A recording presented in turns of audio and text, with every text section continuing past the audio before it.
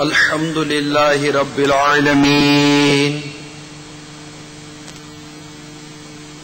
والصلاة والسلام على سيد المرسلين أما بعد فأعوذ بالله من الشيطان الرجيم بسم الله الرحمن الرحيم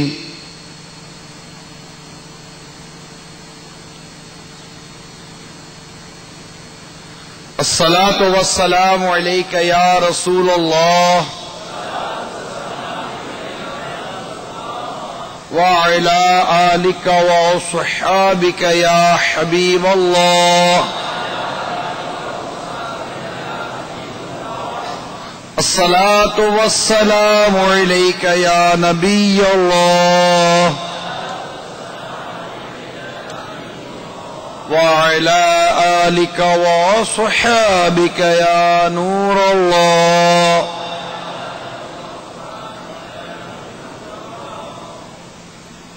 نويت سنة الاعتكاف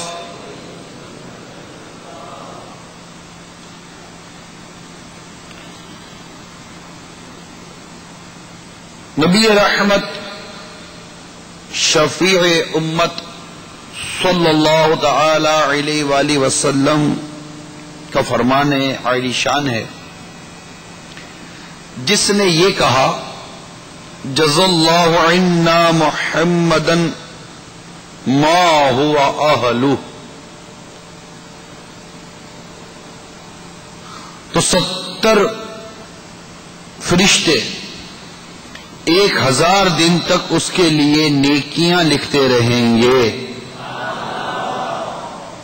صلو علی الحبیب جزا اللہ عنا سیدنا و مولانا محمدا صلی اللہ تعالی علیہ وسلم ما هو اہلہ۔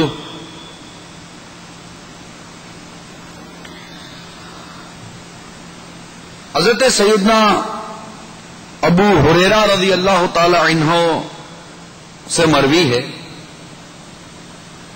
کہ سرکار مدینہ راحت قلب و سینہ فیض گنجینہ صاحب معطر پسینہ باعث نزول سکینہ صلی اللہ تعالی علیہ وآلہ وسلم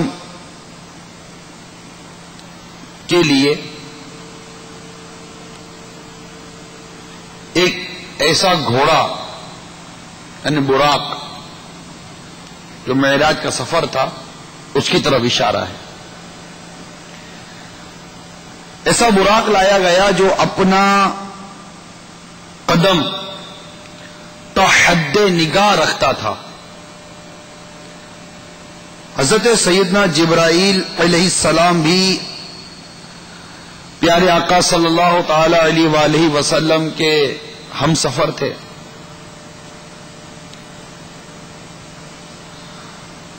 میرے آقا صلی اللہ تعالی علیہ وآلہ وسلم ایسے لوگوں کے پاس تشریف لے گئے جو ایک دن کھیتی بوتے اور دوسرے دن فصل کاٹتے۔ وہ جب بھی فصل کاٹ لیتے تو وہ پہلے کی طرح اگاتی۔ ہمارے آقا صلی اللہ تعالی علیہ وآلہ وسلم نے دریافت فرمایا اے جبرائیل یہ کون لوگ ہیں؟ حضرت سیدنا جبرائیل امین علیہ السلام نے عرض کی یہ راہ خدا عز و جل کے مجاہدین ہیں، ان کی نیکیوں میں 700 گنا اضافہ کر دیا گیا ہے۔ یہ جو خرچ کیا کرتے تھے وہ انہیں اب بھی بہتر اجر کی صورت میں بعد میں بھی ملتا رہتا ہے۔ اس کے بعد سرکار مدینہ صلی اللہ تعالی علیہ وآلہ وسلم ایک ایسی قوم کے پاس سے گزرے جن کے سر پتھروں سے پھوڑے جا رہے تھے۔ جب وہ پھٹ جاتے تو پہلے کی طرح درست ہو جاتے اور اس معاملے میں ان سے کوئی کوتاہی نہ برتی جاتی، یعنی مسلسل انہیں کوٹا جاتا تھا۔ آقا مدینہ صلی اللہ تعالی علیہ وآلہ وسلم نے دریافت فرمایا کہ یہ کون لوگ ہیں؟ عرض کی گئی یہ وہ لوگ ہیں جن کے سر نماز سے بوجھل ہو جاتے تھے۔ اس کے بعد صاحب معراج صلی اللہ تعالی علیہ وآلہ وسلم ایک ایسی قوم کے پاس سے گزرے جن کے آگے اور پیچھے کاغذ کے پرچے تھے، جن پر وہ حقوق لکھے تھے جو ان کے ذمے تھے۔ وہ ذریع زقوم یعنی جہنم کے نہایتی کڑوے درخت اور جہنم کے پتھر اس طرح چڑھتے تھے جیسے چوپائے چڑھتے ہیں۔ تو سرکار صلی اللہ تعالی علیہ وسلم نے ارشاد فرمایا جبرائیل یہ کون لوگ ہیں؟ عرض کی گئی یہ وہ لوگ ہیں جو اپنے مال کی زکوٰۃ ادا نہیں کرتے تھے اور اللہ عز و جل ان پر ظلم نہیں کی، اللہ عز و جل نے ان پر ظلم نہیں کیا اور نہ ہی اللہ عز و جل اپنے بندوں پر ظلم کرنے والا ہے۔ صلو علی الحبیب صلی اللہ تعالی علی محمد، توبوا الی اللہ استغفروا، صلو علی الحبیب صلی اللہ تعالی علی محمد۔ میٹھے میٹھے پیارے پیارے اسلامی بھائیوں، جو دعوت اسلامی کے تحت ہونے والے تحصیل اجتماع جو ہر شب اتوار کو مختلف تحصیلوں کی مساجدوں میں ہوتے ہیں، تو آج ہم باب المدینہ کے انتہائی مشہور علاقے ناظم آباد تحصیل مدینۃ المنورہ کی مسجد قباء میں حاضر ہیں۔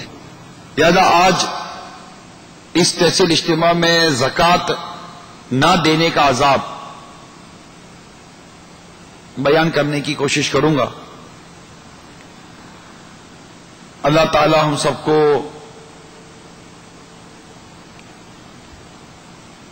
اسلام کے اصولوں پر عمل کرنے کی توفیق عطا فرمائے۔ ابھی ہم نے جس روایت کو سنا، اس روایت سے پتہ چلا کہ زکوٰۃ نہ دینے والوں کو قیامت کے دن بھیانک عذاب دیا جائے گا۔ جو صاحب نصاب ہے، جس پر زکوٰۃ واجب ہو گئی اور اس نے زکوٰۃ ادا نہ کی، تو وہ قیامت کے دن عذاب کا مستحق ہے۔ ایک اور حدیث پاک سنیے، سرکار مدینہ صلی اللہ تعالی علیہ وآلہ وسلم کا فرمان عبرت نشان ہے۔ اللہ عز و جل جس کو کسی مال سے نوازے، یعنی حدیث پاک کی شرح میں لکھا ہے کہ وہ مال ایسا ہے جس پر زکوٰۃ ہے اور وہ اس کی زکوٰۃ نہ دے تو قیامت کے دن اس کا وہ مال جس پر اس نے زکوٰۃ نہیں دی ایک ایسے گنجے ازدہی کی مثل اس کی گردن میں توق بنا کر ڈالا جائے گا، جس کی آنکھیں محض 2 نقطے ہوں گی۔ بعض روایت میں آئے گا اس کے گیسو ہوں گے۔ پھر وہ اژدہا اس شخص کے جبڑے پکڑ کر اس سے کہے گا میں تیرا مال ہوں، میں تیرا خزانہ ہوں۔ راوی کہتے ہیں پھر سرکار مدینہ صلی اللہ تعالی علیہ وآلہ وسلم نے سورہ آل عمران پارہ 4 کی آیت نمبر 180 تلاوت فرمائی، وَلَا يَحْسَبَنَّ الَّذِينَ يَبْخَلُونَ بِمَا آتَاهُمُ اللَّهُ مِنْ فَضْلِهِ من فضله هو خير لهم بل هو شر لهم. سيطوقون ما بخلوا به يوم القيامة وللہ میراث السماوات والارض واللہ بما تعملون خبیر.